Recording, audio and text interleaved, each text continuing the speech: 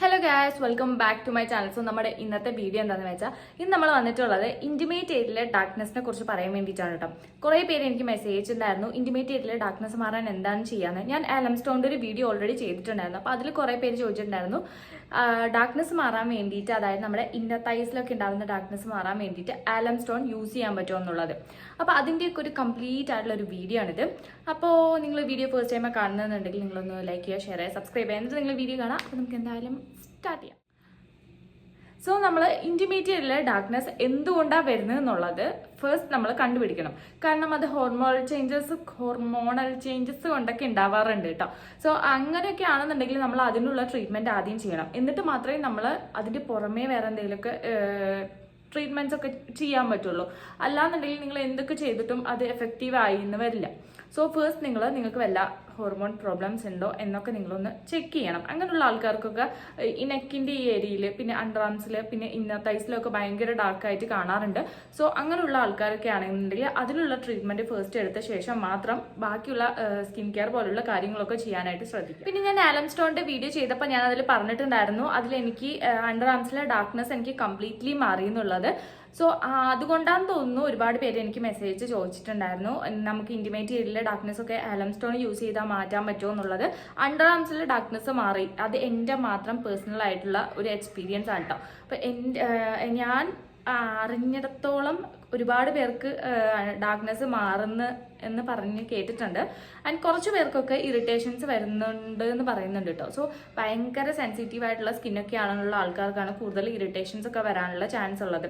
ഞാൻ almost 6 months ഞാൻ continuous use ചെയ്യായിരുന്നു. അതായത് എന്നും ഞാൻ കുളി കഴിഞ്ഞ് യൂസ് ചെയ്യായിരുന്നു അത്. സോ അങ്ങനെ യൂസ് ചെയ്തത് കൊണ്ടാണോ എന്നറിയില്ല, എനിക്ക് ഭയങ്കര പിഗ്മെന്റഡ് ആയിരുന്നു അണ്ടർ ആം. പക്ഷേ ഇത് യൂസ് ചെയ്യാൻ തുടങ്ങിയതിന് ശേഷം എനിക്ക് ഡാർക്ക്നെസ് എന്ന് പറഞ്ഞൊരു സാധനം ഉണ്ടായിരുന്നില്ല. അത് കംപ്ലീറ്റ് ഡാർക്ക്നെസ് എൻ്റെ മാറിയിട്ടുണ്ടായിരുന്നു. ഞാൻ വേറെ പ്രൊഡക്ട്സ് ഒന്നും ഞാൻ യൂസ് ചെയ്തിട്ടുണ്ടായിരുന്നില്ല. ഇതുകൊണ്ട് തന്നെ എനിക്ക് നല്ല രീതിയിൽ ചേഞ്ചസ് വന്നിട്ടുണ്ടായിരുന്നു. അപ്പോൾ എൻ്റെ ഒരു എക്സ്പീരിയൻസ് ആണ് ഞാൻ പറഞ്ഞത്. സോ അതിൽ കുറച്ച് പേര് പറഞ്ഞിട്ടുണ്ടായിരുന്നു ചില ആൾക്കാർക്ക് അത് അപ്ലൈ ചെയ്ത് കഴിഞ്ഞാൽ ഡാർക്ക്നെസ് കൂടി എന്നുള്ളത്. അങ്ങനെ ഒരു സംഭവം ഉണ്ടോ എന്ന് ചോദിച്ചാൽ അത് അപ്ലൈ ചെയ്തത് കൊണ്ട് ഡാർക്ക്നെസ് വരാനുള്ള ചാൻസസ് കുറവാണ്. പക്ഷെ അപ്ലൈ ചെയ്ത് കഴിഞ്ഞാൽ ഇറിറ്റേഷൻസ് ഒക്കെ ഉണ്ടാവാനുള്ള ചാൻസ് ഉണ്ട് ചില ആൾക്കാർക്ക്. സോ അങ്ങനെ ഇറിറ്റേഷൻ കൊണ്ട് ഡാർക്ക്നെസ് ഉണ്ടാവാം കേട്ടോ. അതായിരിക്കണം. അതുപോലെ തന്നെ അണ്ടർ ആംസിലെ ഡാർക്ക്നെസ് മാറുന്ന പോലെ തന്നെ നമ്മളെ ഇന്നർ തൈസിലെ ഡാർക്ക്നെസ് മാറുമോ എന്ന് ചോദിച്ചിട്ട് കുറെ പേര് ചോദിച്ചിട്ടുണ്ടായിരുന്നു.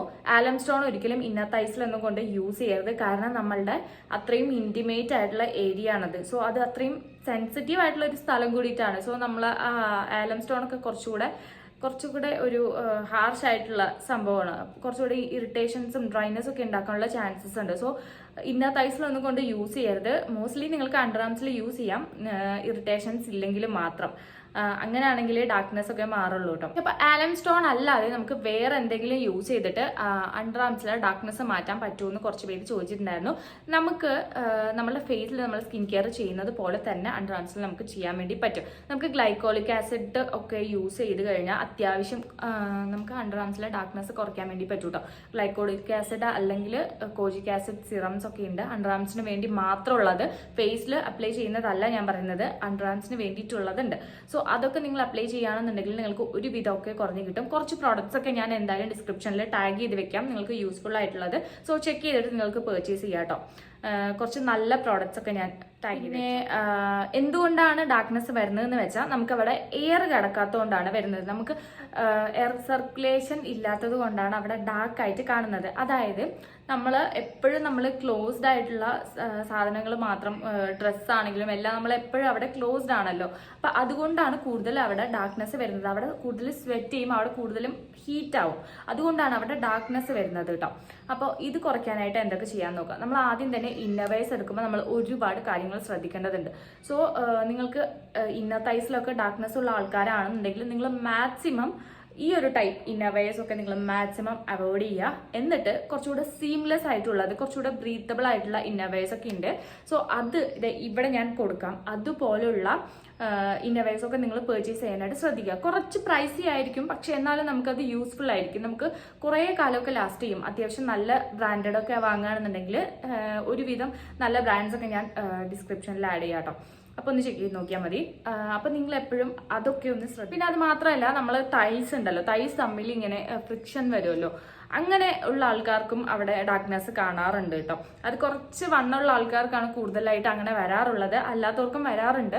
സോ അങ്ങനെയൊക്കെ ഉണ്ടെന്നുണ്ടെങ്കിൽ നിങ്ങൾ ആദ്യം അതിന് എന്തെങ്കിലും ഒരു സൊല്യൂഷൻ കാണണം, എന്നിട്ട് മാത്രമേ നിങ്ങൾ ബാക്കിയുള്ള കാര്യങ്ങൾക്ക് ട്രൈ ചെയ്യാവൂ. അത് മാത്രമല്ല, അങ്ങനെയുള്ള ആൾക്കാരാണെന്നുണ്ടെങ്കിൽ, നിങ്ങൾക്ക് അങ്ങനെ ഉള്ള ആൾക്കാരാണെങ്കിൽ ഇതുപോലുള്ള അണ്ടർവെയർസ് ഒക്കെ നിങ്ങൾ ഒഴിവാക്കിയിട്ട് ഞാൻ ഇവിടെ കൊടുക്കാം. ആ ഒരു ടൈപ്പ് അണ്ടർവെയർസ് ഒക്കെ നിങ്ങൾ യൂസ് ചെയ്യാൻ വേണ്ടി ശ്രദ്ധിക്കുക. അങ്ങനെ ആകുമ്പോൾ നമ്മൾ സ്കിൻ ടു സ്കിൻ ആയിട്ട് റബ്ബ് ചെയ്യില്ല.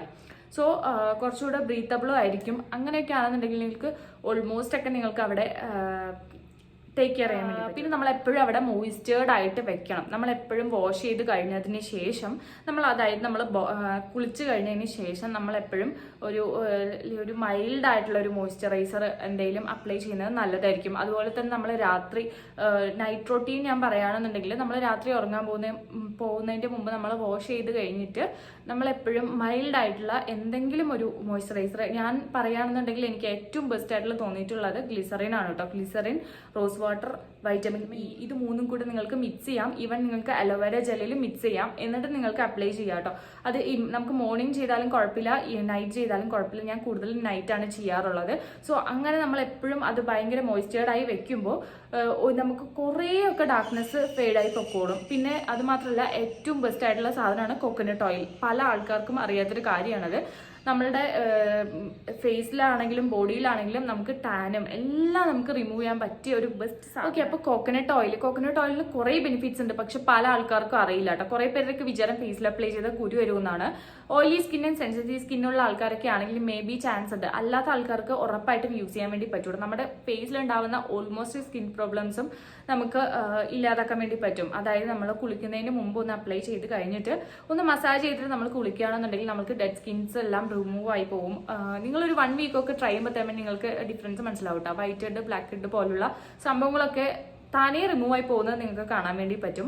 അത്രയും ബെനിഫിറ്റ് ഉള്ള ഒരു സാധനമാണ് കേട്ടോ. അത് ടാനൊക്കെ നമ്മളുടെ കുറയ്ക്കാൻ വേണ്ടിയിട്ടും ഹെൽപ്പ് ചെയ്യും. അതുമാത്രമല്ല പിഗ്മെന്റേഷൻ ഒക്കെ കുറയ്ക്കാനും ഹെൽപ്പ് ചെയ്യും. സോ നിങ്ങൾക്ക് കോക്കനട്ട് ഓയിൽ വേണമെങ്കിൽ അപ്ലൈ ചെയ്ത് കൊടുക്കാം കേട്ടോ, നൈറ്റ് ഒക്കെ ആണെന്നുണ്ടെങ്കിൽ. പക്ഷേ ഓയിലൊക്കെ നമ്മുടെ ഡ്രസ്സിലൊക്കെ ആവും എന്നുണ്ടെങ്കിൽ മോർണിംഗ് ടൈമിൽ ഒഴിവാക്കാം, എന്നിട്ട് നൈറ്റ് മാത്രം അപ്ലൈ ചെയ്യാം. പിന്നെ ഏറ്റവും ഇമ്പോർട്ടൻ്റ് ആയിട്ടുള്ള കാര്യം എന്താണെന്ന് വെച്ചാൽ, നിങ്ങൾ നാപ്കിൻസ് ഒക്കെ യൂസ് ചെയ്യുന്ന ആളാണ്, അതായത് പാഡ്സ് ഒക്കെ യൂസ് ചെയ്യുന്ന ആൾക്കാരാണെന്നുണ്ടെങ്കിൽ, നിങ്ങൾ എന്തൊക്കെ ട്രീറ്റ്മെന്റ് ചെയ്താലും എങ്ങനെയൊക്കെ നിങ്ങൾ സ്കിൻ കെയർ ചെയ്ത് കഴിഞ്ഞാലും നിങ്ങൾക്ക് എൻഡ് ഓഫ് ദ മന്ത് വീണ്ടും നിങ്ങൾക്ക് പിഗ്മെന്റഡ് ആയി പോവുകയുള്ളൂ. കാരണം ആ ഒരു സമയത്ത് എല്ലാവർക്കും അറിയാം അത്യാവശ്യം നല്ല രീതിയിൽ ബോഡിയിൽ ഹീറ്റ് ഉണ്ടാവും. ആ ഒരു ഇന്റിമേറ്റ് ഏരിയ എന്ന് പറയുന്നത് ഭയങ്കര സെൻസിറ്റീവ് ആയിരിക്കും. സോ നമ്മൾ പാഡ്സ് ഒക്കെ വെക്കുന്ന സമയത്ത് കുറച്ചുകൂടെ നമുക്ക് അവിടെ എയർ ഒന്നും കിട്ടില്ലല്ലോ, അപ്പോൾ ഒന്നുകൂടെ അത് ഡാർക്കായി പോവുകയുള്ളൂ. സോ മാക്സിമം നിങ്ങൾ നാപ്കിൻസും പാഡ്സ് ഒക്കെ ഒഴിവാക്കിയിട്ട് നിങ്ങൾ മെൻസ്ട്രൽ കപ്പിലേക്ക് സ്വിച്ച് ചെയ്യുകയാണെന്നുണ്ടെങ്കിൽ നിങ്ങൾക്ക് ഒരുപാട് ചേഞ്ചസ് കാണാൻ വേണ്ടി പറ്റൂട്ടോ. നിങ്ങൾക്ക് ഇറിറ്റേഷൻ എന്ന് പറഞ്ഞ സാധനം ഉണ്ടാവില്ല. പീരിയഡ്സ് ആയോന്ന് പോലും നമുക്ക് അറിയില്ല. അങ്ങനത്തെ ഒരു ഫീലാണ് കേട്ടോ. നിങ്ങൾ യൂസ് ചെയ്യുന്ന ആൾക്കാർക്ക് അറിയാൻ പറ്റും. യൂസ് ചെയ്യാത്തവരാണെങ്കിൽ അതിലോട്ട് സ്വിച്ച് ചെയ്യാൻ വേണ്ടി ട്രൈ ചെയ്യുക. സോ കാരണം നമ്മൾ എത്രത്തോളം പാഡ്സ് ഒക്കെ ഒഴിവാക്കുന്നോ അത്രത്തോളം നമുക്ക് നല്ലതാണ് കേട്ടോ. നമുക്ക് ഇൻഫെക്ഷനും കാര്യങ്ങളൊക്കെ കുറഞ്ഞു കിട്ടും. അത് മാത്രമല്ല, നമ്മൾ മെൻസ്ട്രൽ കപ്പ് യൂസ് ചെയ്യുമ്പോൾ നമുക്ക് പ്രത്യേകിച്ച് ഒന്നുമില്ല. നമ്മളിപ്പോൾ യൂഷ്വലി എല്ലാ ദിവസവും എങ്ങനെയാണോ ആ ഒരു ഇത് തന്നെയാണ്, നമുക്ക് പ്രത്യേകിച്ച് ഒരു ഫീലും ഉണ്ടാവില്ല.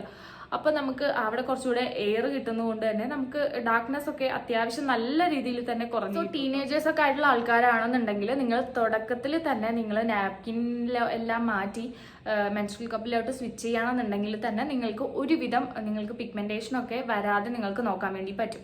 സോ മാക്സിമം ആൾക്കാർ മെൻസ്ട്രൽ കപ്പ് യൂസ് ചെയ്യാൻ വേണ്ടി ട്രൈ ചെയ്യുക. വേറൊരു കാര്യം എന്താണെന്ന് വെച്ചാൽ, നിങ്ങൾക്ക് അത്യാവശ്യം നല്ല രീതിയിൽ ഡാർക്ക്നെസ് ഒക്കെ വരുന്ന ആൾക്കാരാണെന്നുണ്ടെങ്കിൽ മാക്സിമം നിങ്ങൾ ഇന്റിമേറ്റ് ഏരിയയിൽ ഹെയർ ഒക്കെ റിമൂവ് ചെയ്യുന്ന സമയത്ത് നിങ്ങൾ റേസർ പോലുള്ള സാധനങ്ങളൊക്കെ കംപ്ലീറ്റ്ലി അവോയ്ഡ് ചെയ്യാൻ വേണ്ടിയിട്ട് നോക്കുക.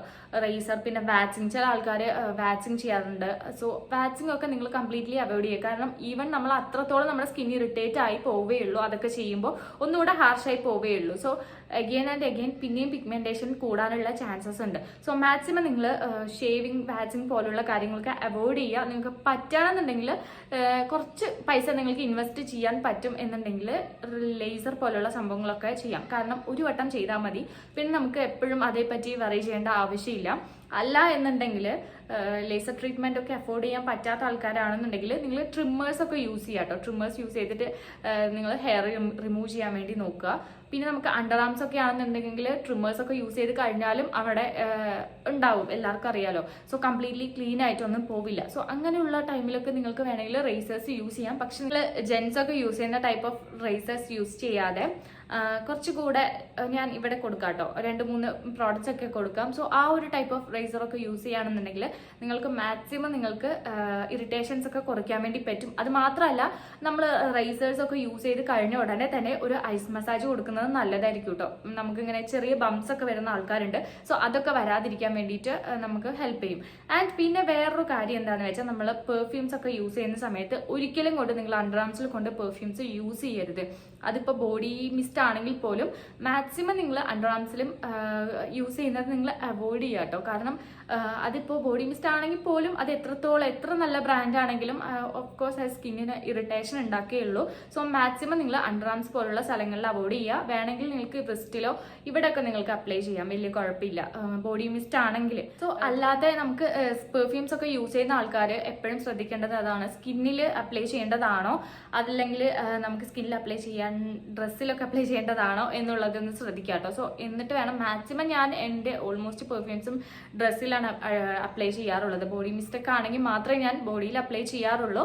അതും അണ്ടർ ആംസിലൊന്നും കൊണ്ട് യൂസ് ചെയ്യരുത്. നെക്കിൽ ഏരിയയിൽ അവിടെ എവിടെയൊക്കെ യൂസ് ചെയ്യാം. പിന്നെ നിങ്ങൾ റോൾ ഓൺസ് ഒക്കെ യൂസ് ചെയ്യുന്ന ആൾക്കാരാണ്, ഡിയോഡ്രന്റ് പോലുള്ള റോൾ ഓൺസ് ഒക്കെ യൂസ് ചെയ്യുന്ന ആൾക്കാരാണെന്നുണ്ടെങ്കിലും നിങ്ങൾ ഞാൻ കൊടുക്കാം കേട്ടോ, കുറച്ച് അണ്ടർ ആംസിന് ഓക്കെ ആയിട്ടുള്ള കുറച്ച് റോൾ ഓൺസ് ഒക്കെ ഞാൻ കൊടുക്കാം. നിങ്ങൾ സ്മെല്ല് മാത്രം നോക്കിയിട്ട് കാര്യമില്ല. അതിൽ നമുക്ക് നമ്മുടെ സ്കിൻ അധികം ഇറിറ്റേറ്റീവ് ആവാതെ ഉള്ള ഇൻഗ്രീഡിയൻസ് ആണോ ഉള്ളത് എന്നൊക്കെ ചെക്ക് ചെയ്തിട്ട് വേണം യൂസ് ചെയ്യാൻ വേണ്ടിയിട്ട്. അപ്പോൾ ഇന്നത്തെ വീഡിയോ ഇത്രയൊക്കെയുള്ളൂ. അപ്പോൾ എനിക്കറിയാവുന്ന കുറച്ച് കാര്യങ്ങളാണ് ഞാൻ നിങ്ങളുടെ അടുത്ത് ഷെയർ ചെയ്തത്. കുറച്ച് എനിക്ക് ഉണ്ടായിട്ടുള്ള എക്സ്പീരിയൻസും എനിക്കറിയാവുന്ന കുറച്ച് കാര്യങ്ങൾ എങ്ങനെയൊക്കെ നമുക്ക് ഇന്റിമേറ്റ് ഏരിയ കെയർ ചെയ്യാം എന്നുള്ള കുറച്ച് കാര്യങ്ങളൊക്കെ അതിലൂടെ ഞാൻ ഷെയർ ചെയ്തിട്ടുള്ളത്. അപ്പോൾ നിങ്ങൾ ഈ ഒരു കാര്യങ്ങളൊക്കെ ശ്രദ്ധിക്കുകയാണെന്നുണ്ടെങ്കിൽ നിങ്ങൾക്ക് ഓൾമോസ്റ്റ് ഒരു 90% പിഗ്മെന്റേഷൻ നിങ്ങൾക്ക് കുറയ്ക്കാൻ വേണ്ടി പറ്റും. ആൻഡ് ഓൾമോസ്റ്റ് പ്രോഡക്ട്സിന്റെ ലിങ്ക്സ് ഞാൻ ഡിസ്ക്രിപ്ഷനിൽ ആഡ് ചെയ്യാം. സോ നിങ്ങൾ ചെക്ക് ചെയ്ത് നോക്കുക. അപ്പോൾ അത്രയേ ഉള്ളൂ. And thanks for watching this video. And next വീഡിയോയിൽ കാണാം. അപ്പോൾ അത്രയേ ഉള്ളൂ. ബൈ.